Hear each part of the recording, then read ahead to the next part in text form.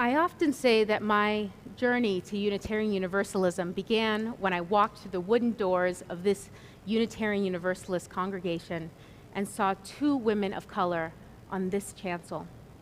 Two women in positions of religious leadership that I could never have imagined into being, at least not in a faith tradition that would quickly come to resonate with so many aspects of my own being.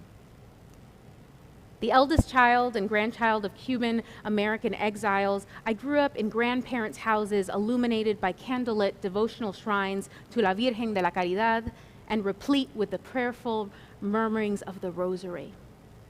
From a young age, I was equally attuned to the sublime surging of ocean waves beneath my grandfather's boat, his church, his answer to Mass. Though I largely went to Catholic school, at home my mother would unpack William Blake's poetry and my father would teach me about Tibetan Buddhism. I learned the Padre Nuestro, the Our Father, alongside His Holiness the Dalai Lama's favorite prayer, which ends with the words, "For as long as space remains, for as long as sentient, living beings remain, may I too remain, to dispel the miseries of the world." Throughout my teens, I continued to seek spiritual sustenance, exploring the moralistic complexities in Miguel Unamuno's San Manuel Buen Mártir and the earnestness of Khalil Gibran's The Prophet, while relishing in the telling and retelling of my favorite biblical passages in church, all culminating in a moment of my own personal awakening while observing a lone, scrawny strawberry on an otherwise dreary sidewalk as my father and I ate breakfast together a few blocks from Lincoln Center, where we had been listening to His Holiness the Dalai Lama speak on meditation. I pride myself as a descriptive writer and probably gave a much better account of this in my college admissions essay, but it's hard to explain what that connectedness to the universe felt like. In that moment, observing the otherwise inconsequential, seemingly random, kind of ugly, as far as strawberries go, strawberry, something opened in my consciousness where I knew that we are all connected. You, me, the lady walking to work in her sneakers, the errant strawberry. At a young age, I came to a deep truth about humanity and felt, albeit for a short while, the taste of equanimity it gives a person. In that moment, I felt close to God, closer to God than I ever had before. I also felt glimpses of peace to a greater or lesser extent when silently praying to the Holy Spirit before reading at Mass on Sundays, something I do to this day as a lay leader in our congregation, and something that Joseph was kind enough to help lead me through this morning. Or singing the St. Francis of Assisi prayer in a moment of distress, or listening to the musical compositions of Hildegard von Bingen in my humanities class, or serving as a retreat leader in my Catholic high school. It was in this Sacred Heart school, as well as through my parents' example in the aftermath of Hurricane Andrew years earlier, where I witnessed service as a form of prayer and social justice as an act of love. However, it was difficult for me to see that not everyone felt the same as I did about centering a Buddhist prayer one day during our world religions class. To me, the love of the Buddha and Jesus were and remain one in the same. In college, I tried hard to find a place in Roman Catholicism, but the group on campus, though full of kind people, was more traditional and conservative than I was comfortable with. Over time, I found lasting connection and in the more religiously liberal community at the Jewish Religious Center and in meaningful engagement in classes like sacred geographies, where I was challenged to reimagine sacred space and place, a topic that fascinates me and drives my work to this day. I was one of the few token Gentiles in my group of friends, and Vishamru is still one of my favorite sung prayers. At that point, a local Jesuit priest reminded me that there was more than one way to be a Catholic and invited me to teach religious education to 7th graders. In that final semester of college, I began to personally question Jesus' divinity while also faithfully teaching the practice of seeing Jesus in one another. For a moment, I felt like an Unamunian protagonist. When I entered law school right after undergrad, I felt lost. I felt the most disconnected I ever had to God and to my sense of faith. Not because of my evolving understanding of Jesus, but because I knew in my heart that I was moving further from, as Quaker spiritual leader and writer Parker Palmer puts it, who life was calling me to be. Yet in the midst of some of the darkest moments, when we are running from home, from ourselves, exist moments where we are able to once again see how worthy we are and how we can be instruments of peace. During a difficult plane ride coming back from South Africa the summer before my second year of law school, a Zen Buddhist-inspired book, I have it here in case you're interested, The Essence of Zen. It was a book that my father gave me, and it would serve as an anchor toward another moment of awakening, another moment calling me back toward the divine within me, within, as I believe, us all. On that plane ride, I was moved seats twice, both times due to a family with a yappy dog who no one wanted to sit next to, and a sweet, chatty child who was largely ignored when not chastised by her parents. She would prove to consume her fair share of Sprite and ice cream, a disastrous combination for any human, especially a little human. And the seat back and tray table in front of her was consumed by it as well. Need I say more? She was embarrassed, but it wasn't her fault, not really. She needed help cleaning up and just some reassurance. Surprisingly, throughout all this hubbub, I was calmer, kinder, and more level-headed than usual, despite the stressors of that situation and what had been going on in my life leading up to that point. But this situation wasn't about me or my comfort, and thankfully, I somehow saw that.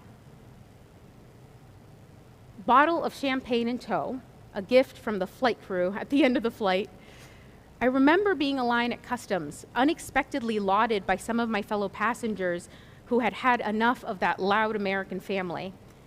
And all I could do was point to this anthology of quotations, an anthology that contains sayings from Buddha and Blake alike.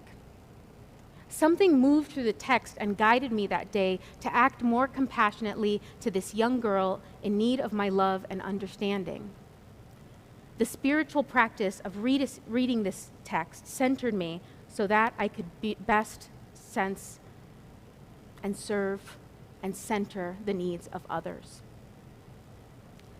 While I would like to say that a metanoia, a deep spiritual shift in my life, occurred that day, it would take a bit more time for me to come to that.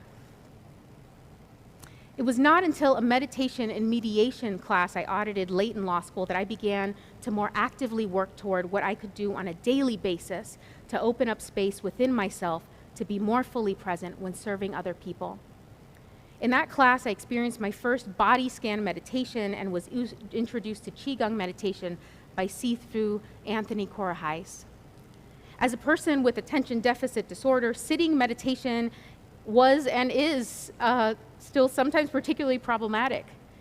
And were it not for my regular Qigong practice at his flowing Zen community, and later my sister's incredible flashcard memorization technique, I would have had a much more difficult time graduating law school and may have never passed the bar.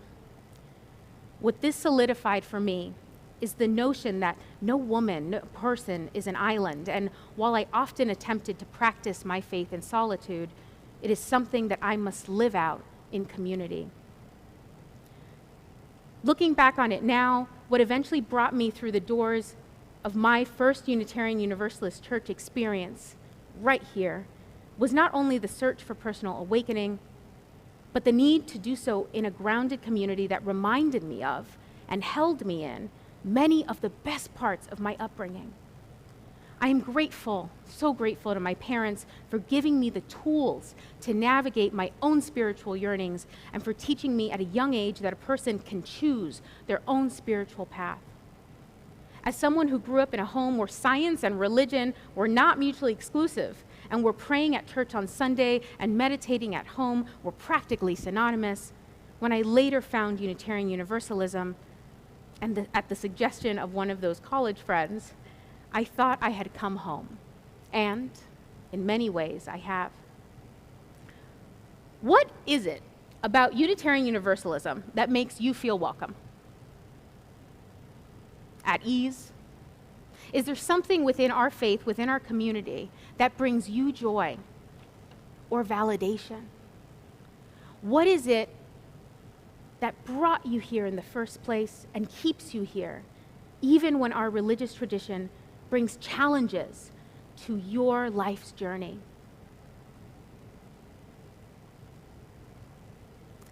As a Unitarian Universalist, it need not be theologically incongruous to attend Catholic masses and women's retreats, along with Buddhist rituals and meditation retreats. After a painful breakup with a longtime romantic partner, Catholicism was there for me when I moved back to my parents' home, unwittingly living out the quintessential trope of the unmarried Cuban daughter, both in the form of the evening masses I would attend at my baptismal church down the street, as well as to a local Catholic women's weekend retreat I attended. If Unitarian Universalist congregations were as ubiquitous in Miami, perhaps I would have attended evening programming down here instead. Yet there was something comforting about the ritual dipping of my fingers into the holy water upon entering the silent space, of listening to Mass in Spanish, the language which I had attended the Misa de Gallo with my abuelas, about unashamedly, unabashedly putting my head down in my hands, kneeling deep in prayer. There's something about the quiet moment after receiving the Eucharist, the invitation towards silent meditation of the transformation Catholics believe is occurring within the heart of a person when they let a transubstantiated Jesus in, that is truly beautiful. There's something about confessing to a priest who truly listens and connects meaningfully, asking you to reflect on your personal transgressions. There's something in the way that Catholic women bond with one another in the call to selfless service and holiness. There's something about knowing your grandmother prays to La Virgen for you every day, your other grandmother with rosary in hand. In those moments, I feel connected to the most absolute form of goodness, of grace, of possibility, of renewal, of seeing and feeling that all is possible within me because God has given me the opportunity to receive Him.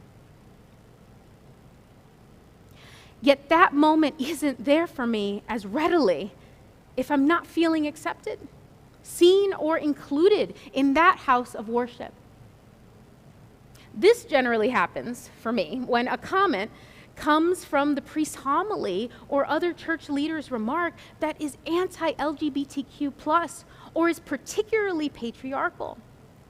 I almost walked out of that otherwise beautiful women's retreat that I previously mentioned, convulsing in tears after hearing the statement that priests should only be male and that marriage is between a man and a woman, angry that I had potentially re-traumatized myself in the midst of beginning to explore a religious vocation while finally coming to terms with my own pansexuality after a lifetime of silent avoidance and denial.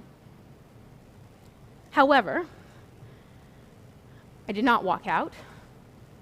I journaled, one of my long-standing spiritual practices, prayed, went to bed, and woke up the next day with a clarity and resoluteness in my own path that I had not experienced in a long while. The Spirit worked through me in that retreat center, giving me the sense and the strength to come out to my parents a few weeks later and to continue the process of personal growth that would begin to lead me to seminary.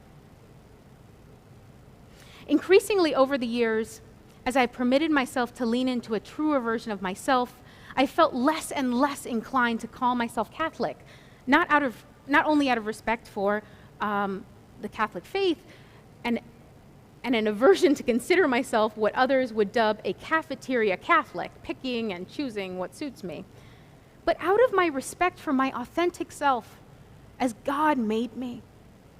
I cannot personally call myself Catholic because to do so for me would be a denial of who I am called to be. It's a fascinating question, really. Why feel beholden to a tradition that is not serving you or your needs, that is not speaking to justice, that is not living out the core tenets of its aspirational faith? The promises, the covenants exist only when we keep them. Perhaps some seek to change a faith from within, while others either mold themselves to conform or stay silent about their ideological differences. As a queer, cis woman of color called to greater service, when I say I am a Unitarian Universalist under the principles and sources of this faith, I seek to continue to fully live out who God is calling me to be, securing the same for others' beliefs. In comparison to Catholicism, my relationship with Buddhism is far less wrought. And perhaps it's because only more recently I've begun to learn about its own questions and struggles with the patriarchy. A few months after I attended the Catholic Women's Retreat I mentioned earlier, I attended a Qigong meditation retreat at La Montaña Azul in Costa Rica. While there, I reconnected with noticing the energy around and within me and experienced a sense of belonging with other good people who accepted me for who and where I was as a practitioner and as a person. It's there that I slept on the second floor above the temple, walked into the woods, swam in the icy river, took up bird watching, and first learned of Guanyin, the bodhisattva of compassion and mercy in Chinese Buddhism, whose 15th century wooden statue made its way across the ocean into this temple. In the minds of the local Catholics, she was like a Chinese Virgen Maria, and I could see why. And it was Guanyin who met me years later in Kansas City in the midst of our faith's yearly General Assembly. I had slipped away from the convention center for a few hours to visit the Nelson Atkins Art Museum, and while on a quest to locate a jade buy so I could tell my AP Art history students that I had seen this rare piece of Chinese prehistoric art, 5 minutes before the museum closed, I turn a corner into a temple-like room and experience the full gaze of Guanyin, peacefully looking back down at me with her compassion and her love. I am a huge sculpture nerd, and intellectually I had understood that sacred art could be powerful and moving, could be a powerful and moving source of conversion. Yet up to that point, I had never experienced it myself. My Unitarian Universalist faith has also served as additional bridges into knowing with regards to my own Buddhist practices that I'm still learning and deepening. Recently, at a diverse, revolutionary, Unitarian Universalist, multicultural ministries Buddhist Identity Caucus space I helped organize for our 2020 virtual General Assembly, I was able to connect with other Unitarian Universalist Buddhists of color, engaging in a meaningful conversation about distinctions between Eastern and Western Buddhism. I learned that while many in the West may choose to practice Buddhism sans God, this is not the only way to practice, as fellow Unitarian Universalists of color Kat Liu reminded us then and wrote in Buddhist Voices in Unitarian Universalism. In that same text, one of our great Unitarian Universalist ministers and mystics, Takenda, challenges us to bring our personal Buddhist practices into our sanctuaries and challenges us to re-envision our Sunday services by collectively loving beyond belief so that we generate the spiritual energy that sustains us, love.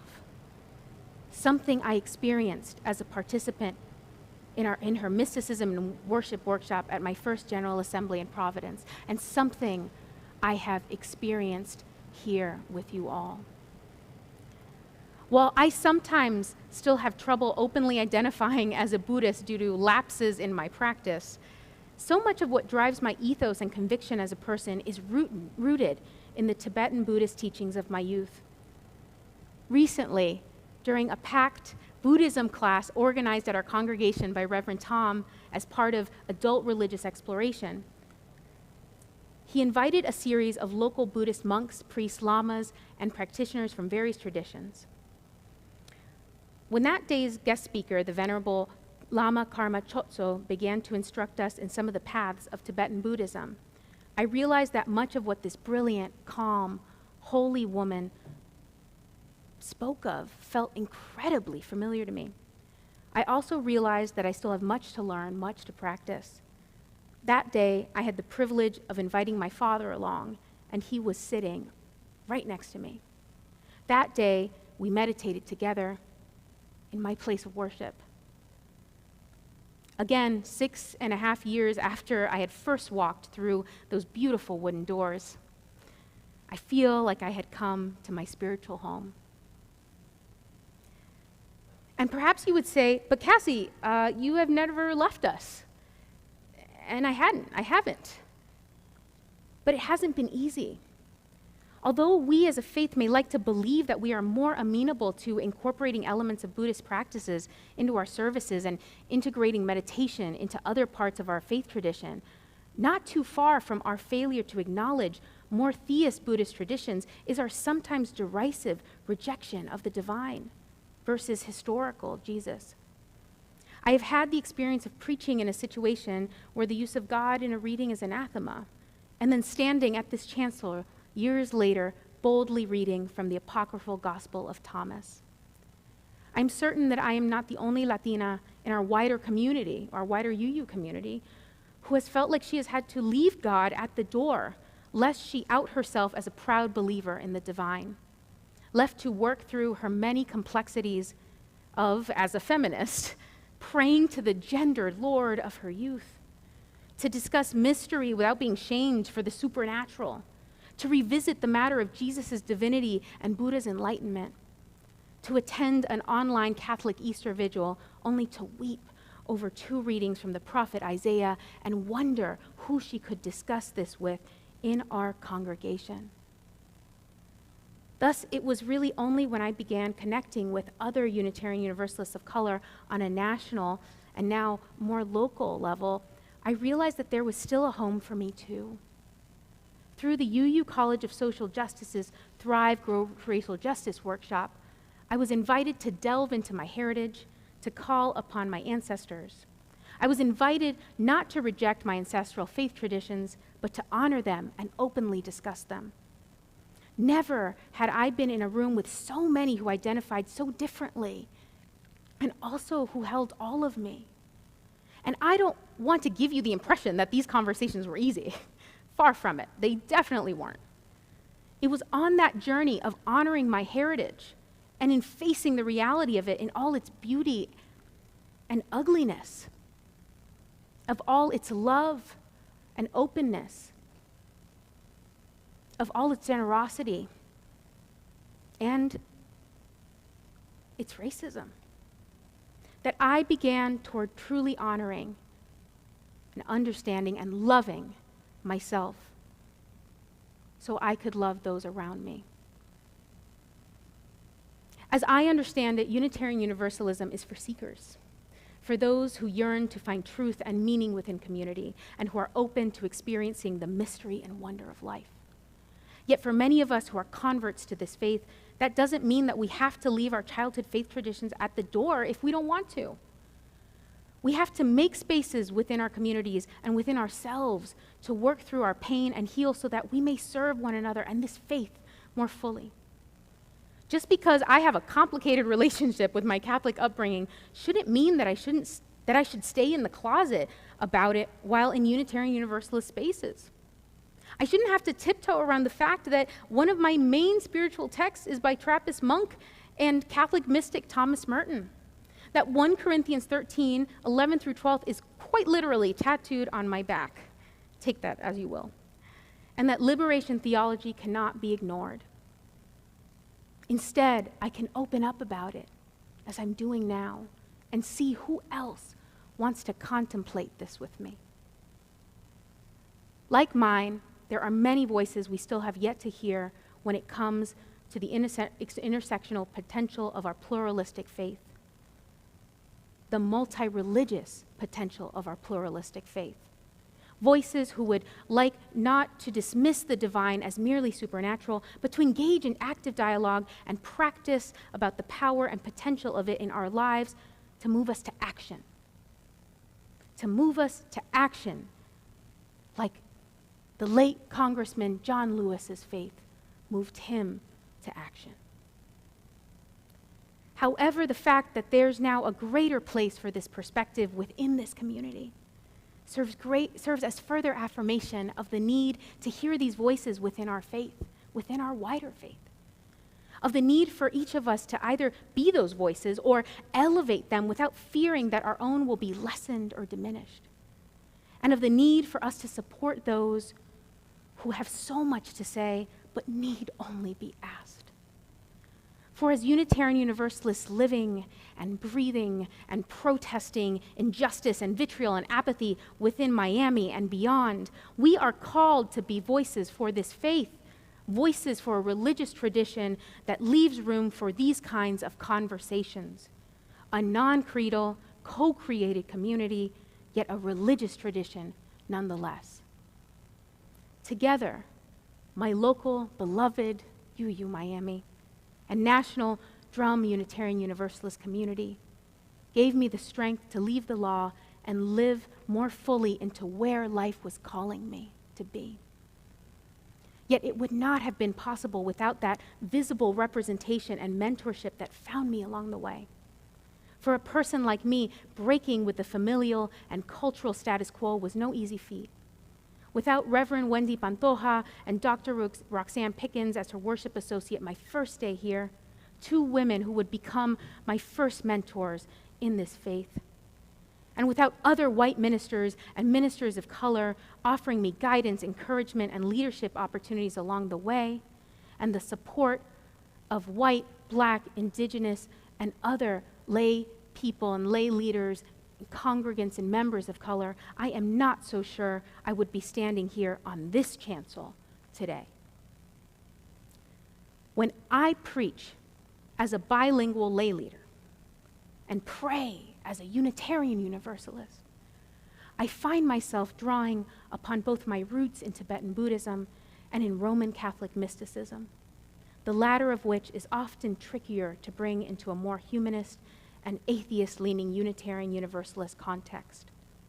As a leader at the local and increasingly national level, this morning I preach principally to those Unitarian Universalists, past, present, and prodigal, who need to hear that they too are welcomed wholly into our congregations, our churches, and that we, as a people of a liberal religious faith tradition, are loving and inclusive and rooted enough to radically welcome their whole selves to come together and, dare I say it, pray.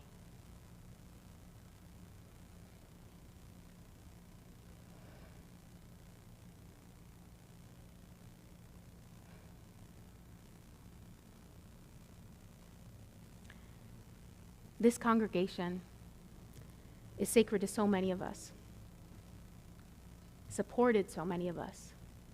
We are a community of memory. We are a community of hope. Let there be an offering to sustain and strengthen this place and the work we do in the world. We are keepers of the dream. To donate to the Unitarian Universalist Congregation of Miami, please take out your phone, open the QR Reader app, scan the QR code, and you can put in your offering in PayPal. Or you can go to uumiami.org and hit the donate button on the homepage.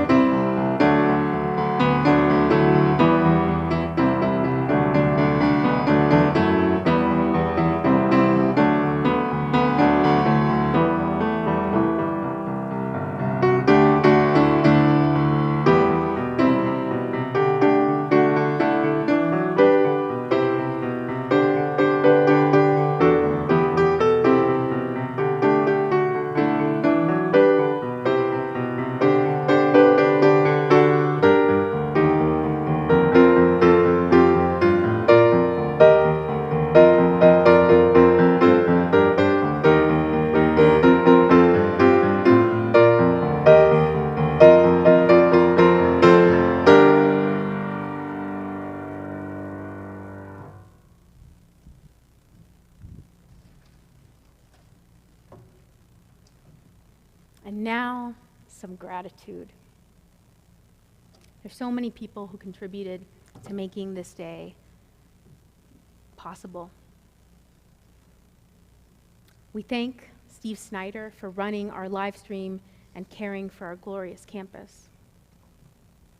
I thank Reverend Tom for his support, for Joseph for selecting and playing some incredible music this morning,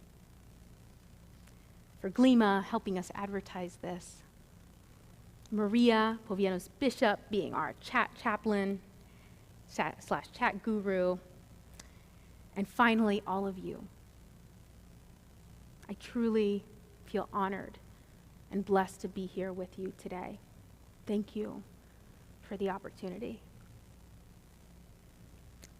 Now, if you're free after service and you want to stop by our Zoom coffee hour at 12:30 p.m., you can find the link on our website at uumiami.org. Please watch for your weekly email newsletter or our website for upcoming online programming, and share your thoughts and photos through the UU Miami Facebook page. Next Sunday's live stream will be Urban Public Schools as the place to educate oneself to be an ally with Chris Kirchner.